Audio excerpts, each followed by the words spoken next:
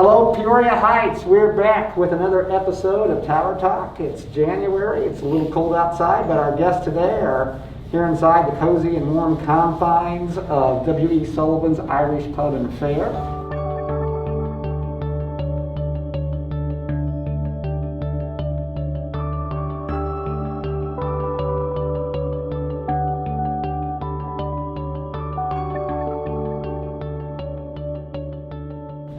We've got Lauren and Billy Blasek.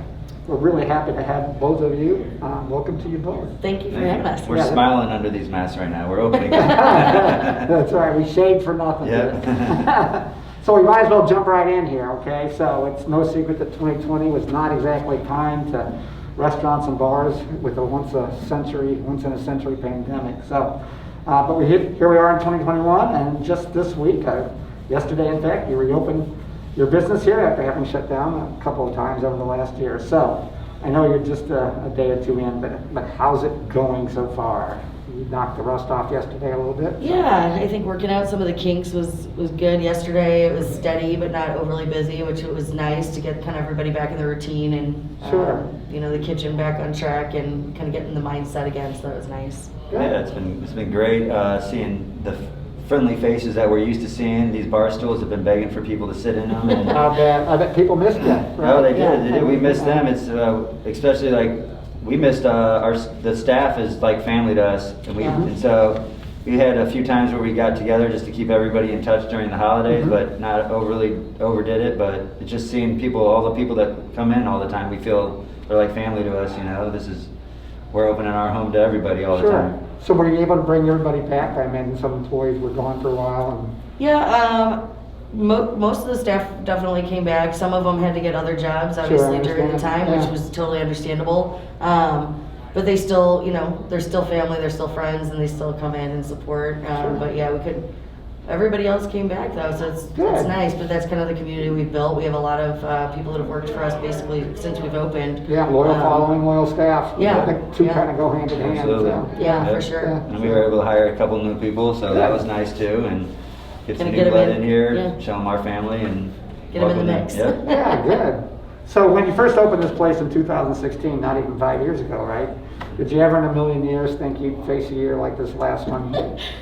No. I don't think anybody could have predicted something we expected that there'd be trials and tribulations and bumps in the road along the way, but nothing to where we have to tell people they can't come in, or it'd be more profitable for us to shut down our business, Well, yeah, I think just the idea that you lost control. Yeah. Right. There was nothing we could do, and then it's like just trying to fit the confines and the mitigations that kept coming out and different rules, and it got to be a lot, and it's definitely nothing we anticipated having to deal with. So you had to close down twice in total over? Yeah, right? so no indoor dining was done in March, and we did stay open then for carryout only. Right.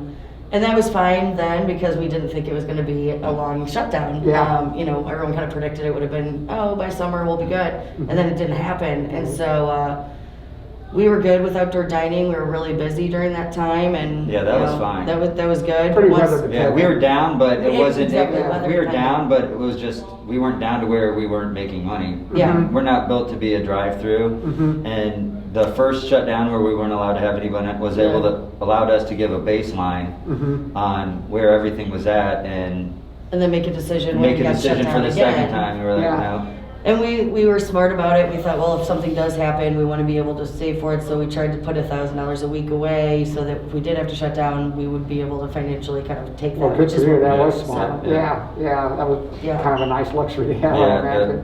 But you did a nice job expanding your business. I know you did some things over here at the Betty Jane, and so that was really pretty cool. Yeah, we did some catering too for carry out for a restaurant, or not restaurant, but other employees, employers. I'll start that. We worked with some. We worked at doing catering for offices that were still open, nurses and things at OSF. Okay. And so we would do catered lunches during that time, which really definitely helped, get us through that time. So that was good.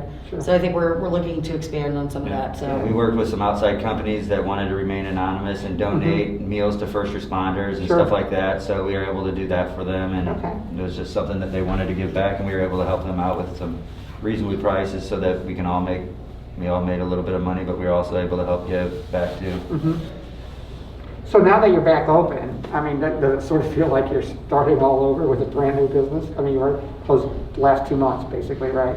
Mid-November. It was, but it's kind of like riding a bike where it's like Yeah. initially you walk in and you're like, okay, where do we even start? You know. This feels like But home. then it's Yeah. kind of like riding a bike and you're like, oh, okay, this is it. Let's get back into the routine. So. Right. The jitters last night weren't nearly as, I wasn't nearly as anxious as the first time when we opened, but That's true. they still were there. It was a sleepless night the night before still, Yeah. you know. It was. Yeah, Like, exactly. oh, I hope people come. Yeah, we knew that part was taken care of. We knew everyone was going to come back, but Yeah. you know, and just to make sure everything's working right, and just Yeah. to see it after the first hour, you're like, You're like, okay, now we're good. You can breathe a little bit. This weekend will be a little different, but we Yeah, figure it to be a little Yeah. I think faster it'll be pace. busy. I'm hoping it'll be busy. Fingers Yep, crossed. yep. Right? So when you first opened this place in 2016, you kind of described it as your dream, and then this sort of nightmare comes along. So I wonder what kept you going during this time, and if you ever could thought maybe we should just give it up. I mean, I asked other No, restaurant I owners mean, here. I think one, this was sort of the dream, and we've got 2 kids. You know, Yeah. it's like this is our livelihood, and this is what we've chosen to do with our life. So there's not really another option. It's like Yeah. we're gonna make this work. Yeah, sure. So I think that definitely kept us going. Was thinking about the kids and having to have a future, and yeah. Yeah, when we first started doing this, I was lucky enough to have a wife that allowed me to fulfill my dream and make it part of hers. And then once you get going and you see how everyone's relying on us and for their jobs and everything, so it wasn't just the fact that why didn't we give up? We didn't give up because we couldn't give up on everybody that's around us Sure. and everybody that needed this. Yeah, I mean, As a when you place, have this is just 20 not a- employees and the employees are family, you want to be able to take care of them, and you're not going to throw in the towel because then Sure. you're Yeah. No, that's doing right. that for them. So Absolutely. that was really important to us to kind of keep going for everybody around us as Yeah. well. As long as we're making sound financial decisions, then we should be able to do it, and we're not going to bury ourselves in debt to stay open. But at the same No, I time, understand. we're not going to give up. Yeah.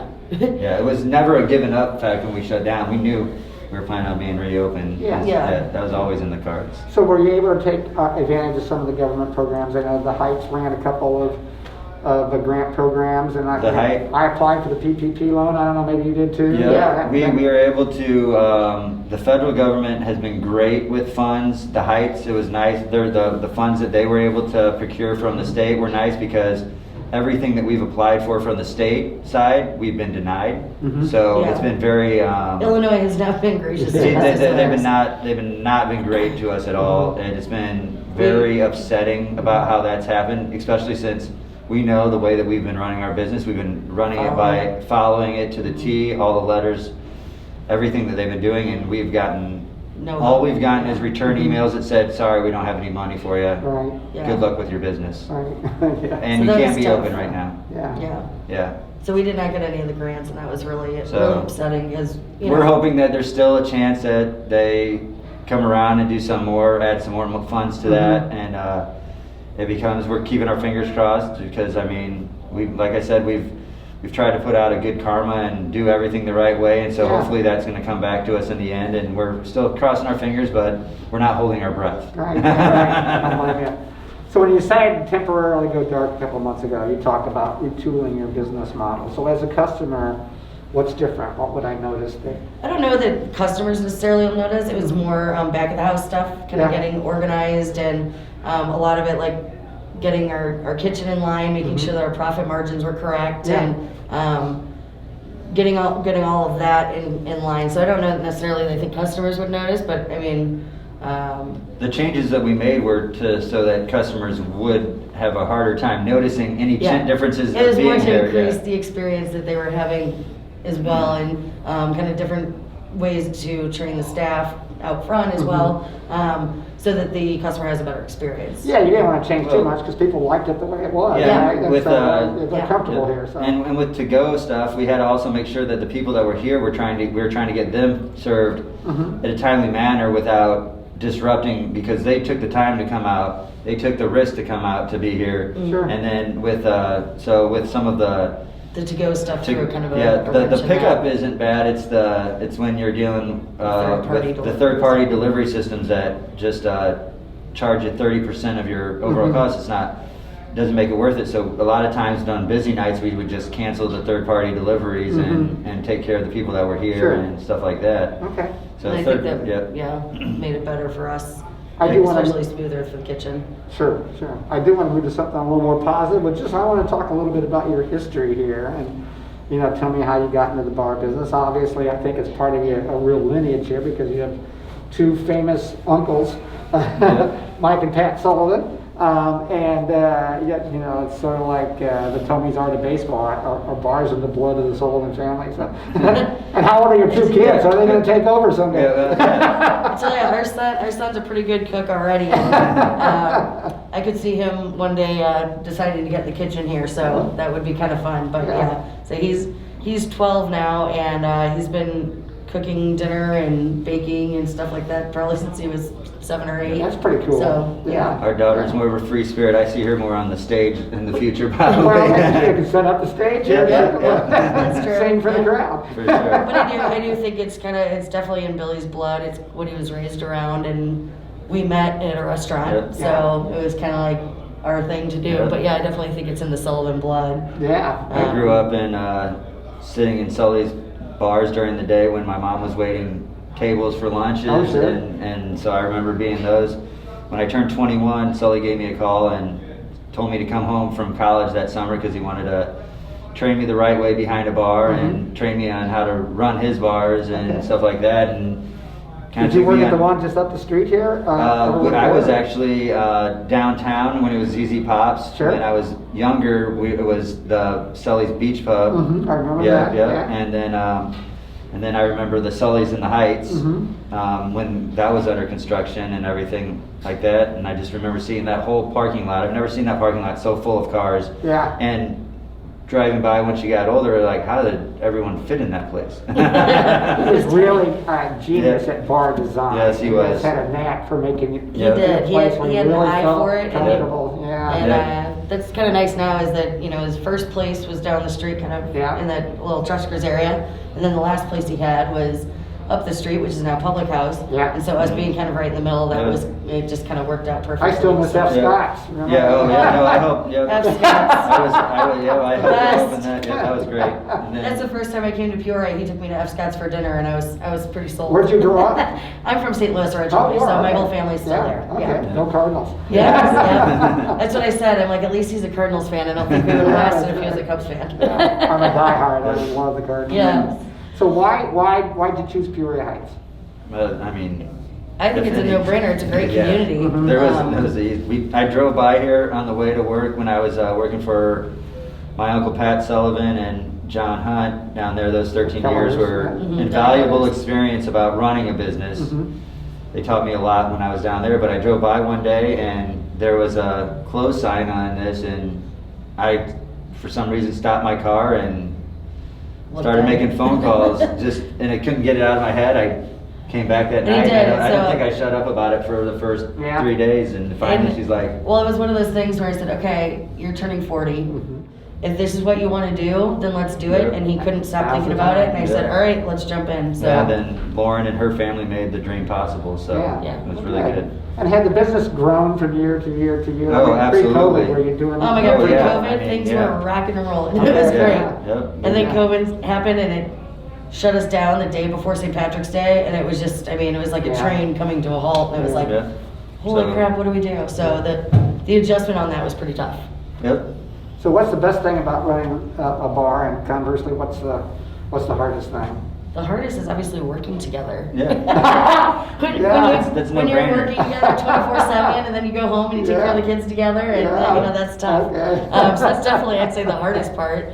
The best- Easiest and best thing is the fact that you're having people. We just treat it like our home when we're inviting people in. Yeah. Except that you have to buy a drink most of the time from us. Exactly. But it's being a part of everyone's lives. Yeah. I mean, we have so many people that we consider family now that were people that just stopped in and now they're regulars and we see them all the time, and so I think that's the best part about it, is just Yeah. being able to be so involved in a lot of people's lives. Such a social job that a lot of times, you know, you're working, but it doesn't feel like you're at work. Yeah, that's kind of a nice feeling, right? Yeah, that's always good. Yeah. Well, I think people will say that too, is when you do what you enjoy, it doesn't feel like work, you know? Yeah. So what do you think people come here for? This is a competitive business, right? So what's your niche? What really brings people in the door from your perspective? Well, the friendly smiles behind the mask, just knowing the hard work that everybody puts into everything that we put out, and the warm feeling and I do think the it is. I think atmosphere. people can see the care that we have, and I think that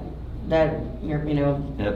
They know that one of us is going to always try to be here at every hour that we're open, and we you're do gonna try see- to, yep. but it is tough. It's long hours. So it is nice Yeah. sometimes to take a break, but that's the thing, is we do have great support staff, and we have managers that'll say, you know what, you guys need to take a break, and you guys go away for, you know, Yeah. a couple days, or just take a couple days off, and we have, you know, staff that we trust to do that. Sure. So And even when we do skip away for a couple of days, we start getting texts. Where were you? I stopped by to see you. I know, it's not too far. And the Sorry, minute we're I taking a walked in break. today, I missed 1 hour of us being open, and walked in today, Yeah. and they said, "Oh, you just missed the walkers. They were Yeah. here to see it." And I was You like, know, it does make all the "Dang it." difference in the world, though, when the owner's Yeah. there, right? It makes a big difference. It just does. So, Mhm. so crisis can also be opportunity sometimes. So what did you learn about yourselves through this last year about this business? I mean, You had to be creative, right? I think, Yeah. I think Completely a yeah, challenge we were like more you've never been resilient than before. I think we gave ourselves credit for. Yeah. Because I think initially it was like, okay, this will be minimal, we can deal with this, and then it just kept going, and we're like, oh my gosh, it's not stopping. And then, Yeah. you know, mitigations would change, and then it was all these rules, and I think I'm pretty impressed with the fact that we were able to handle that as much as we did. Yep. I think It that put a was- stress on the relationship, but then it also made the relationship stronger with us and Yeah. with our staff. And we opened lines of communication that we normally wouldn't, Right. and we just were able to get to know a lot of people better. And you I also think get to we, see it's how like people we're pretty react during transparent with them and situations. be like, here's the deal, here's where we're at. Yeah. And I think it kind of made us even closer with them, because then they were like, hey, we're a part of this, and we're a team. And so, you know, they gave us ideas, and they were willing to come in, and you don't have to pay, we'll Yeah. get stuff done. And we're like, no, we're gonna pay you to do stuff. But they were willing to come in and, you know, wipe down walls and clean chairs or whatever needed to be done just to help. So Sure. that was pretty great. So I think Yeah.